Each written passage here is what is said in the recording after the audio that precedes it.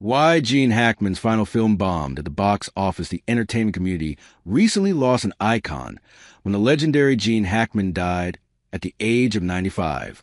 While there are still some unknowns surrounding his death, no one is disputing his status as a Hollywood legend. The French Connection, Superman, The Poseidon Adventure, Unforgiven, Hoosiers, The Firm, and The Royal Tenenbaums are just a few of his acclaimed works. But there's one title that's far less well known, and it was Hackman's final film prior to retirement. Hackman's last on-screen appearance was in 2004's Welcome to Mooseport. He played a former president of the United States who retired to a small town in Maine and befriended a local handyman, played by Ray Romano. Welcome to Mooseport was a critical and commercial failure, and it did not deserve to be Hackman's last outing. But was its underperformance the reason for his retirement? Or were there other factors that led to him leaving the spotlight? Whatever the case, Gene Hackman was Hollywood royalty. He deserved a better film to cap his successful 5-decade career. Let's look at what we know about Welcome to Mooseport, why it failed, and how it shaped the remainder of Hackman's life. So what happens in this movie? Some spoilers for the 20-year-old dud to follow. Hackman plays Monroe Eagle Cole, a retired former president. After leaving office, Cole moves to his vacation home in the town of Mooseport, Maine, to get away from his ex-wife, Charlotte Christine Baranski. When Mooseport's mayor dies, Cole expresses an interest in running for the position. That way, his home can serve as his official office and cannot be sold or taken by his ex-wife. Cole's opponent in the race is local hardware store owner Harold Handy Harrison Ray Romano, who enters to win back his estranged girlfriend Sally Moore Tierney.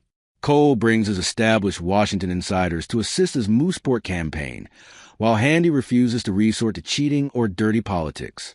Cole realizes he is running against a truly honest person for the first time, and both men end up encouraging the voters to cast their ballots for the other. Handy and Cole each learn something about themselves, the politics of winning, and what's truly important in life. In addition to Romano, Hackman, Baranski, and Tierney, the film also starred Fred Savage, Rip Torn, June Squibb, and Edward Herman, among others. But how did it all go so wrong? Welcome to Mooseport grossed just $14.6 million after its initial 12-week theatrical run. That was less than half of its $30 million budget. The critics weren't too kind either, as it sits at an unimpressive 13% on Rotten Tomatoes. Reviewers highlighted the toothless political satire, bland comedy, and dull writing. Hackman's performance was praised by some, noting that he did what he could with the weak script, but it wasn't up to par with his past filmography. Romano, who was primarily known for his sitcom work at that time, couldn't match Hackman's power as a co-leading man, though the most shocking review easily came from Roger Ebert himself, who actually awarded 3 out of 4 stars. He noted that the story worked due to the inherent charm of Romano and Hackman. President Monroe Cole wound up being Gene Hackman's last role before retirement.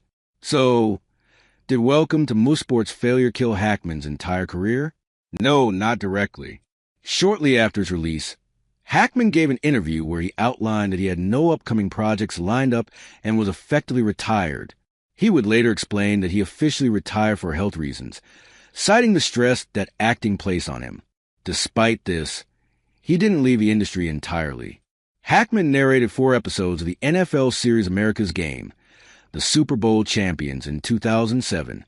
The next year, he made his last on-screen appearance as a restaurant patron on Guy Fieri's diners, drive-ins, and dives. Hackman briefly paused retirement to narrate the Marine Corps documentaries The Unknown Flag Raiser of Iwo Jima, 2016, and We, the Marines, 2017. He permanently ended his career after that, only making sporadic public appearances until his 2025 death. There's no doubt that Gene Hackman was a staple of Hollywood for decades. Did he deserve a more well-received swan song? Yes, but Welcome to Mooseport didn't take away from the career he had. His decision to step away also represented something rare in the industry, an actor prioritizing their own well-being above all else. So many famous faces work themselves into the ground, so it's refreshing to see an A-lister recognized when it's time to step away. Hackman managed to live to 95, an impressive run for anyone. But now that he's gone, maybe some Hackman fans want to take another look at his final big-screen escapade. Has welcome to moose sport gotten better with age? Maybe, but it's practically impossible for any satire to out-crazy the current political climate. Welcome to Moose Sport is streaming on Prime Video. Actor Gene Hackman died of heart disease a full week after his wife died from hantavirus in their New Mexico home. Likely unaware that she was dead because he was in the advanced stages of Alzheimer's disease, authorities revealed Friday. Hackman, 95, and Betsy Arakoa, 65, were found dead February 26. In the days that followed, mystery swirled around the deaths as authorities ruled out foul play, and immediate tests for carbon monoxide poisoning were negative. Then authorities in New Mexico released the causes, proposing a simple but tragic theory for the deaths. Shortly after Arakoa's death from a rare infection, Hackman died of the nation's leading killer, heart disease, apparently unable to seek help after his wife died. I believe they really discovered what truly happened in this case, said forensic pathologist Dr. Victor Whedon, who was not involved in the investigation. It seemed such a great mystery to the entire nation. Arakawa's last known activities happened this day. She emailed with a massage therapist in the late morning, visited a grocery store in Santa Fe in the afternoon, then went to a pharmacy and a pet food store, Santa Fe County Sheriff Adan Mendoza said. At 5:15 p.m., Arakawa entered the gated community to the home she shared with Hackman. Mendoza said investigators found no other communication or activity by Arakawa after February 11th, which they believed to be the day of her death. The medical examiner said she may have been experiencing symptoms of hantavirus before her death. Hackman's initial pacemaker data revealed cardiac activity February 17th. Subsequent pacemaker investigation showed an abnormal rhythm of atrial fibrillation February 18th, the last record of heart activity.